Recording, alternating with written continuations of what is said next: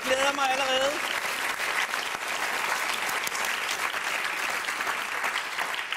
Og så er det rapmusik, mine damer og herrer. Denne forkætrede musikgenre, som så mange elsker, og som endnu flere også elsker ikke helt at forstå. Det er en genre, som fandt sin begyndelse i de sene 70'ers New Yorker miljø i gruppen Sugar Hill Gang, som jo var de første, der egentlig begyndte at staccatere sig talende igennem teksterne, i stedet for at synge, som for eksempel Dionne Warwick har gjort i så mange år. Lad os høre et eksempel på den vel nok første rap experience.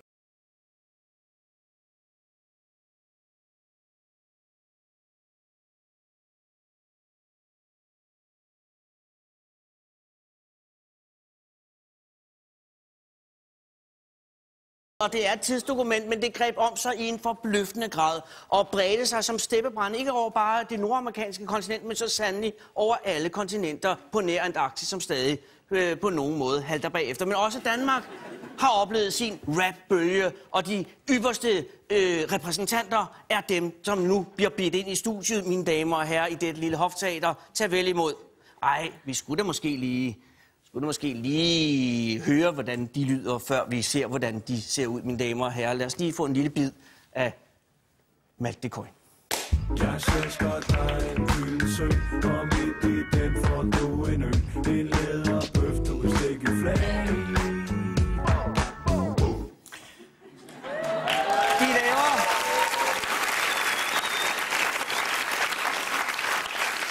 De laver ikke pelsreklamer, mine damer og herrer. De er ikke dommer i reality shows, og måske er de virkelig for real. Tag godt imod Malk de Coin.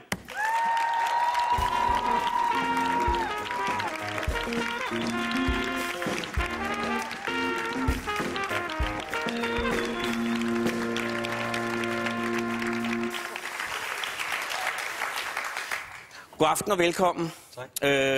Vi skal måske starte med, hvad hedder I? Altså sådan... Borgerligt. Nej, jeg tænker mere på rapsk. Rapsk. Jeg hedder Geolo. Geolo.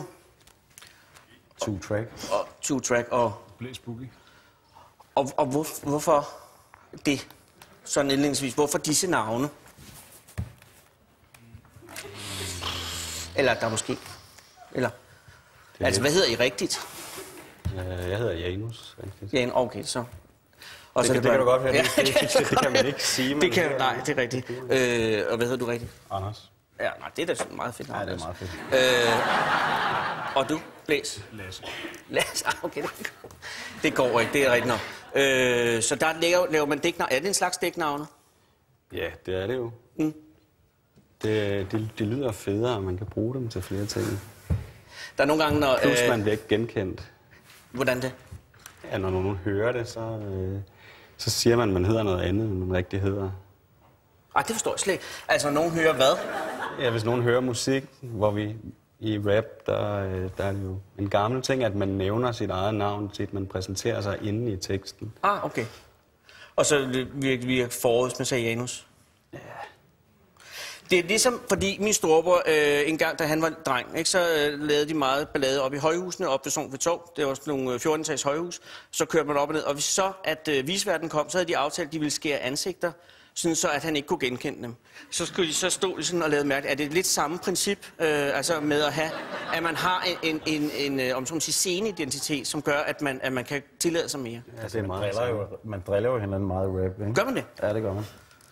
Der er mange, der driller hinanden og bliver sure på hinanden, så er det måske meget godt, at man ikke helt står ved det, man siger. Så det, man driller, er ikke Lasse, som bliver drillet, det er Blæs Boogie, der bliver drillet?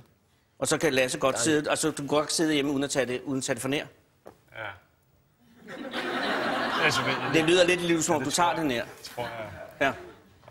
Ja, okay, fair nok.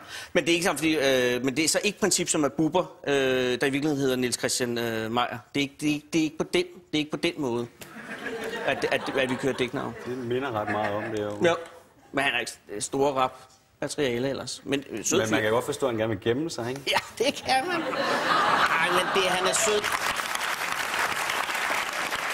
Men er det derfor, at man gør det? Er det for at gemme sig? Fordi der er jo meget halløj i teksterne, og der foregår en del, og hvad er formålet med det egentlig? Med hvad for noget? Altså med musikken og med jeres tekster, med det I gør. Hvad er det, I vil? Vi vil have det sjovt. Vi laver noget, vi godt kan lide, og så er vi så heldige, at der er nogen, der har lyst til at høre på det. Har vi fundet ud af. Ja. Og teksterne er jo nogle gange, altså for det utrænede øre besynderlige. Er det korrekt? Har jeg ret i den antagelse? Ja, det kan godt være lidt mærkeligt nogle gange. Jeg kan lide, det er bare fordi, jeg lige har fået et par eksempler fra jeres seneste plade, eller produktion, hvis jeg læser op. Og fik din fuck på, og fik dronning og job, kaldte hende Bepsi og honningekopnud. Ser du super smød ud i 3 stykker med slips, jonglerer rundt i paragrafer og en kasse med clips.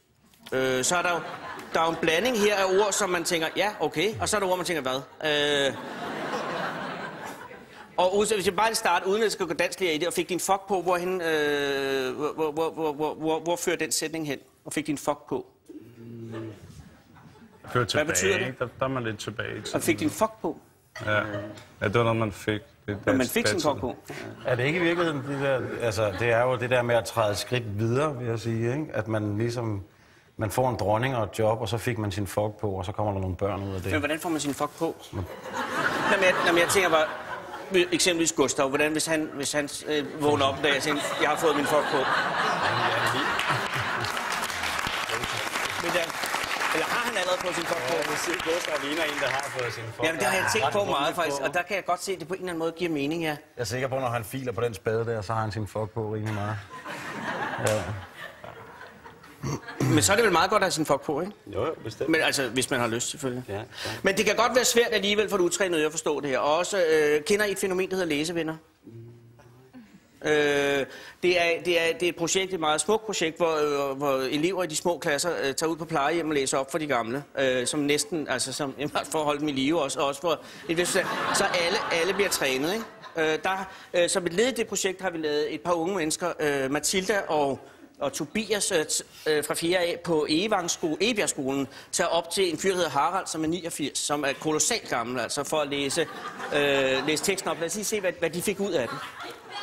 Klumpe Dumpe sad på en mur bygget helt af sten. Byggemand Bob hoppede hjem fra job og rullede sig en lille en. De laver altså cigaretten selv. Jeg vidste ikke, man selv kunne lave sådan. Jo, det kan man godt. Og det er der mange, der gør. Din varmle gris, vi køber slik til den gamle pris. Ved du, hvad din varmle gris betyder? En vammelgris. Vammel, det er et gammelt dansk ord for væmmelig og ubehagelig. Noget i den retning. Og fik din fuck på, og fik dronning og job. Din fuck? Ja.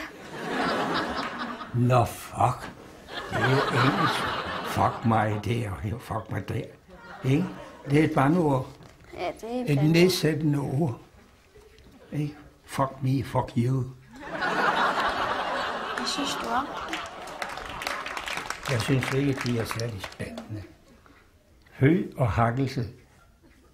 Det betyder rod. Simpelthen rod. Ikke? Det er jo, ja, det er smukt. Men som man også skal høre her, altså når nogen, der ligger lidt uden for målgruppen, jo skal behandle de her tekster, så nogle gange så rammer det jo også ved siden af, eller de får en anden mening af, går ud fra, at den er tiltænkt. Så nu er han også meget ung, ham der, i forhold til dem, vi prøver at skrive til, ikke? Ja. Altså Harald, han er jo absolut en af de ældre jo, men alligevel ung i sindet, men han har jo, altså det jeg tænker på, er I ikke bange for, at det kan blive for indviklet teksterne? Altså for at simpelthen at folk ikke forstår det? Nej, man skal ikke tale ned til folk. Det er ikke, det skal man ikke, det er ikke pænt at gøre. Men nej, og det vil også være en meget trist ting at begynde på. Jeg tænker bare på, for eksempel med det der med, at man ruller en lille en selv, og så han tager det som, at man ruller en cigaret. Det kunne også godt, der havde jeg opfattelse af, at det var noget andet, som at man hentede til. Jazz-cigaret. Ja.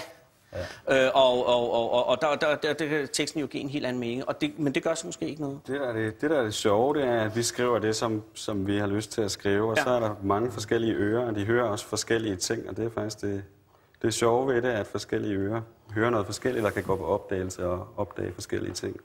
Men vi fandt også ud af, altså, vi kom jo til at tænke på det der med at skrive tekster. For det første, så gjorde vi det for hinanden og for at have det sjovt. Ja. Og måske også at støde nogle folk i et lidt lille miljø, vi var i.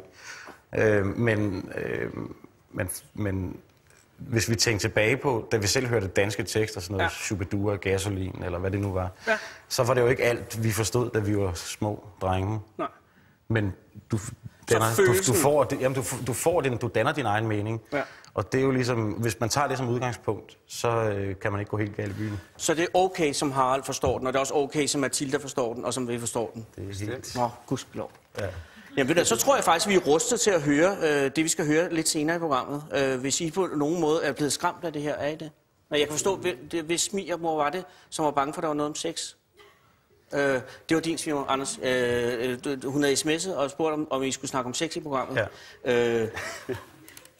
Det var noget, vi kom til at skrive i familiejournalen. Det er altså ikke rigtigt, kan jeg sige. Hvad hedder din svigermor? Anna. Anna, det er ikke noget. Vi taler ikke om sex med din svigersøn. Men vi glæder os til at høre dem synge om det om lidt. Men nu skal I gå ud og gøre jer klar at tage nogle stoffer, eller hvad det er, I unge mennesker gør. Og så kommer I ind og giver den. Tusind tak, fordi I kommer lige om lidt. Mine damer og herrer, Malte Coyne.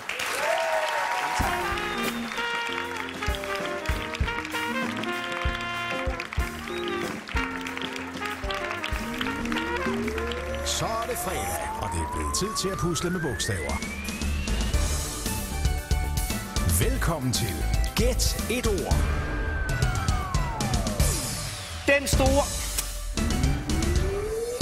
Den store quiz, som vi har